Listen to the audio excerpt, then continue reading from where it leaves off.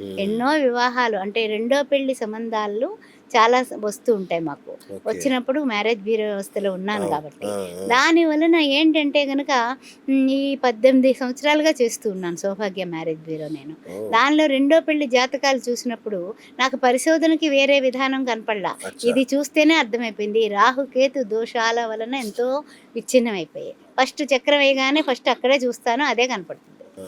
చాలా సంబంధాలు ఆ విధంగా అయిపోవడం జరిగింది. అందువలన వివాహాలు చేసేటప్పుడు మార్కులు కాదు. హ్మ్. ఫస్ట్ మనము రాహుకేతువులు ఎక్కడ ఉన్నారు.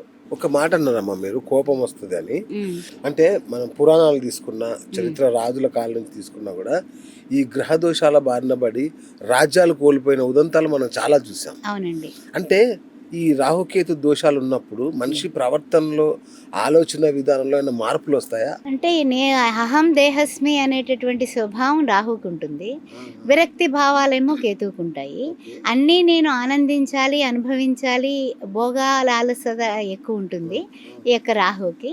ఈ యొక్క కేతువుకేంటంటే గనక సరే జరిగిందేదో జరిగిపోయింది ఏంటిలే స సరే నాకక్కర్లేదు, నాకేం అక్కర్లేదు అనేటటువంటి స్వభావం 2 కేతువుకి. అత్యంత విరుద్ధ మొత్తం స్వభావాలు. పూర్తిగా విరుద్ధం. ఆపోజిట్ స్వభావాలనమాట. ఈయనకైతే ఇంకా ఇంకా ఆశ, ఆశ, ఆశ, ఆశ, ఆశ. ఆ! దురాశ అంటాం కదా! ఆ అవును. విధమైనటువంటి స్వభావం. అంటే సాటిస్ఫాక్షన్ లేనటువంటి సంపాదిస్తాం. ఇంకా కావాలి, ఇంకా కావాలి, ఇంకా కావాలనే స్వభావం రాహువు ఉంటే గనక డెఫినెట్‌గా ఉంటుందండి అది. హ్మ్. కేతువుకి మాత్రం ఏంటంటే గనక పోన్లే ఏమైంది, ఏమైంది అని భార్యతో గాని, భర్తతో గాని కేతువు సెవెంత్ హౌస్‌లో ఉంటే గనక విరక్తి భావంతో జీవితాల్లో చెరొక రూమ్‌లో ఉండేవాళ్ళు కూడా ఉంటారు. గురుచండాల దోషం అంటే ఏంటమ్మా? అది గురుచండాల యోగం అంటే గనక ఓహ్! అది యోగమనొచ్చు, యోగమా? ఆ! దోషమనొచ్చు ఏమైనప్పటికీ అచ్చా! అచ్చా! కూడా ఆ! గురువుగారు మంచి చేసేటటువంటి మంచివాడు, అవును. శుభగ్రహం అని మనం అందరం అనుకుంటూ ఉంటామండి. అవును. ఆ గురువు గారు ఈ రాహువుతో కలిస్తే గురుచండాల యోగం ఏర్పడుతుంది. హుహు. అంటే గురువుగారు చేసే మంచి పనిని ఈ రాహువు అడ్డుపడుతూ ఉంటాడనమాట. ఓకే. దాని వలన మనకి కావలసినటువంటి విధి విధానంలో ఆయన ఈ రాహువు వలన కూడా అక్కడ మొత్తం ఆ చార్ట్‌లో ఉన్నటువంటి ఆ యొక్క ఉన్నటువంటి స్థితి పాడైపోతుంది. స్థితి ఓకే. ఎప్పుడైతే పాడైపోయిందో ఆయన చేసే మంచి చేయలేడు. ఓకే. సమయానికి వివాహాలు కావు. ఆ! ఆలస్య వివాహానికి కారకత్వం అవుతుంది. ఓకే. అదే విధంగా గురుబలం ఎప్పుడైతే లేదో ఆ ఆనందం ఉండదు. గురుబలం ఎప్పుడైతే లేదో ఐశ్వర్యం ఉండదు. గురుబలం ఎప్పుడైతే లేదో కీర్తి ప్రతిష్టలు కూడా తగ్గుతాయి. ఓకే. అందువల్ల గురువుని ఆయన రాహువు వల్ల కొంత పాడవుతుంది కాబట్టి ఆ గురువు చండాల యోగం, చండాల వి అనేది అదేలెండి. పాటించడం, ఆ మాట అనడం జరుగుతూ వచ్చిందనమాట. అందువల్ల గురువుకి పక్కన ఇక్కడ ఉంటే రాహు ఉంటే గనక కొంచెం ప్రాబ్లమాటిక్ అనే చెప్పుకోవాలండి. కేతువును మోక్షకారకుడు అంటారు గదా! హ్మ్. అదే సమయంలో వైరాగ్యాన్ని, కష్టాలనిచ్చేది గూడా ఆయనే అంటారు. అవునండి. ఒకే సమయంలో ఈ 2 భావాలేంటి అర్థం కాలే నాకు. అంటే ఎలా ఉంటుందంటేనండి, వైరాగ్యం అంటే ఎలా ఉంటుందంటే, వాళ్ళకి ఆధ్యాత్మిక చింతన ఉంటుంది. ఓకే. ఆధ్యాత్మిక చింతనతో వీళ్ళు ఏదో ఒక విధంగా ఉండాలనుకుంటారు. ఇప్పుడు చూడండి 'అనన్యా చింతయంతో మాం ఏ జనా పర్యుపాసతే తేషాం నిత్యాభియుక్తానాం యోగక్షేమం వహామ్యహం' అన్నాడు వహామ్యహం. భగవద్గీతలో. అయితే ఆ విధంగా ఎప్పుడైనా చింతనతో ఉంటానంటే లైఫ్ పార్ట్నర్ ఒప్పుకుంటాడా? తర్వాత కుటుంబం ఒప్పుకుంటుందా? గుళ్ళు గోపురాలను తిరుగుతామని స్త్రీనైనా అడ్డ అడ్డ అంతే ఆనకట్ట గదా! అవును. వేస్తారు. పురుషుడినైనా సరే ఉద్యోగం చేసుకొని శుభ్రంగా సంపాదిస్తే అవును. ఈ మమ్మల్ని ఎట్లా పోషిస్తావు అనేసి గట్టిగానే అడుగుతారు. అలాగే ఈ కేతు విషయంలో ఏమవుతుందంటే గనక ఒక విరక్తి భావం, వైరాగ్యం వలన కొన్ని జీవితాలలో డిప్రెషన్స్ వస్తూ ఉంటాయండి. ఓకే.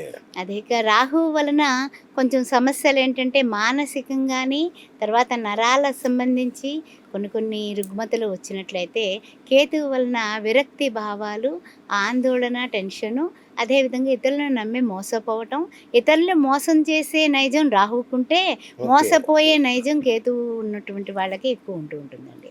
అందువల్ల హుహుహు. మంచి స్థానాల్లో ఉంటే ఓకే. కానీ రాహుకేతువులు చెడ్డ స్థానాల్లో ఉంటే గనక కొంచెం ఇబ్బందులే వస్తాయి. ఇప్పుడు సంతానలేమికి గూడా వీళ్ళే కారణమమ్మా? సంతానలేమికి కూడా వీళ్ళే కారణమండి. అంటే దీన్ని నాగదోషం అని గూడా అంటారా అమ్మ దీన్ని? నాగదోషం అని కూడా అంటారండి. ఎందువల్ల అంటే గనక కొంతమంది పిల్లలు లేకపోతే నాగుల చవితికి మనం పుట్ట అవునవునవును. చుట్టూ ఒక చీర అవును. కట్టి నాగుల చీరని, ఆ కరెక్ట్. తర్వాత ఈ నాగదోషాలు తొలగడానికి గాను పుట్టమన్ను తెచ్చి బొట్టు పెట్టుకొని, ఆ తర్వాత ఆ కట్టుకున్న చీరతో భార్యాభర్తలు ఇద్దరు ఉంటే పిల్లలు పుట్టినటువంటి వైనం ఇవన్నీ కూడా మనకు చరిత్ర చెప్తుంది. ఓకే. అందువల్ల ఈ నాగదోషాలుగా కూడా తీసుకోవచ్చు ఈ రాహుకేతువుని. అంటే కుజవత్ మరి ఎవరొచ్చారు, కేతు వచ్చాడు కదా, మరి అలాగే మరి రాహువేమో శనివత్ వచ్చాడు కదా, లేట్ అవ్వడం అనేది దీంట్లో ఉంటుందన్నమాట. పంచమ భావం చెడిపోతే ఏం జరుగుతుంది అనే విషయాన్ని ఇప్పుడు మనం ప్రస్తావిద్దాం ఒకసారి. ఎలాగ సంతానం ఈ యొక్క నాగదోషాల వైపు వచ్చాం కాబట్టి ఒక భార్యాభర్తలు వచ్చారు. వచ్చినప్పుడు ఆయన ఏం చెప్పారంటే కనుక, ఏమండి నాకు కేతువుని కుజుడు కలిసి ఉన్నారండి, అందుకని సంతానం లేమి అనేది ఉందండి, తెలుసుకోకుండా అమ్మాయి అందంగా ఉంటుంది, మంచి సంబంధం అనేది చేసుకున్నాము, మా ఆవిడకి కూడా పంచమం పోయింది, ఆ విధంగా జరిగింది అని చెప్పారు. అది వాళ్ళే సగం జ్యోతిష్యం చెప్పేస్తున్నారా? అంటే ఎందుకు మీరు జ్యోతిష్యం, ఆవిడ కూడా పాపం జ్యోతిష్యం అభ్యసించారు, ఓహో. అందువల్ల మీరు ఎందుకు చదువుకున్నారమ్మా జ్యోతిష్యం అంటే సాధారణంగా ఇదివరకు నేను నేర్చుకున్నప్పుడు నన్ను అడిగారు. నేను మా మ్యారేజ్ బ్యూరోలో అందరూ జాతకాలు చూసుకుని పెళ్ళిళ్ళు చేసుకోవట్లేదు, సంబంధాలు పోగొట్టుకుంటున్నారు, వాళ్ళ కోసం నేను 50 ఏళ్ల వయసులో జ్యోతిష్యం అభ్యసించాను అని నేను చెప్పడం జరిగింది. పీజీ చేయడం అందుకే కారణం అలా చెప్పాను. అలాగే వీళ్ళు ఏమిటంటే కనుక సంతానం జరగలేదు, మాకు అందరు జ్యోతిష్యుల దగ్గరికి వెడితే రకరకాలుగా చెప్పారు, నేను చదివేస్తే పోలేని ఆవిడ కూడా చదివారట. ఆవిడ అలా చెప్పారు. చెబితే నేను వెంటనే నేను చాలా అంటే ఏం లేదు అది యోగం అప్పుడు ఆవిడకి ఉందన్నమాట. 2 పిల్లలు పుట్టారు IVFలో, హ్యాపీగా ఉన్నారు ఇప్పుడు వాళ్ళు. ఆ విధంగా ఉంటుంది. అలాగే ఈ కుజుడు రాహువు పంచమంలో ఉంటే పుత్ర సంతానం ఉండదు, స్త్రీ సంతానం ఉంటుంది, పుత్ర సంతానం ఉండదు. మాకు బాగా బంధువులకి తెలిసిన వాళ్ళకి జరిగింది ఇది. పుత్ర సంతానం లేదు. పిల్లాడు పుట్టి 13 ఏళ్ళు పెరిగి చనిపోయాడు. అదేవిధంగా భర్తకు కూడా చూస్తే భర్తకు కూడా పుత్ర సంతానం లేదు. వాళ్ళకి జ్యోతిష్య శాస్త్రరీత్యా పొంతనలో వాళ్ళు ఏంటంటే కనుక అప్పట్లో ఏమి చూడలేదు, చేసేసారు, అయిపోయింది. అది మరి ఆ పుత్ర లేమి అనేటటువంటి దుఃఖాన్ని వాళ్ళు ఇప్పటికి కూడా అనుభవిస్తున్నారు కదా. ఏదో ఆడపిల్లలు ఉన్నారు కాబట్టి సరిపోయింది, కానీ ఆ విధంగా కూడా ఉండేటటువంటి అవకాశం 100% ఉంటుందండి. అందువల్ల పంచవత్తు రాహువు కేతువు ఉన్నట్లయితే కనుక తప్పనిసరిగా మనకి కొంచెం ప్రాబ్లమ్స్ క్రియేట్ అవుతాయి, విరక్తి భావాలు ఉంటాయి జీవితం మీద, ఆధ్యాత్మిక చింతన 30 ఏళ్ళకే వచ్చేస్తుంది అలా. Hi friends, thank you for watching this video. ఈ వీడియో గనుక మీకు నచ్చినట్లయితే దయచేసి లైక్ చేయండి, షేర్ చేయండి. ముఖ్యంగా మా ఛానల్ 24/7 న్యూస్ టీవీని సబ్స్క్రైబ్ చేసుకోండి.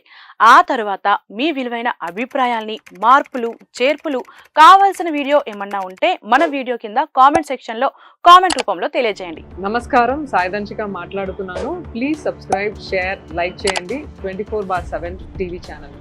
హాయ్ నమస్తే, నేను మీ Sonia Akula. Please subscribe to 24/7 news TV. Hi అండి, అందరికీ నమస్తే, నేను Mankota Prasad. Please do subscribe 24/7 news TV.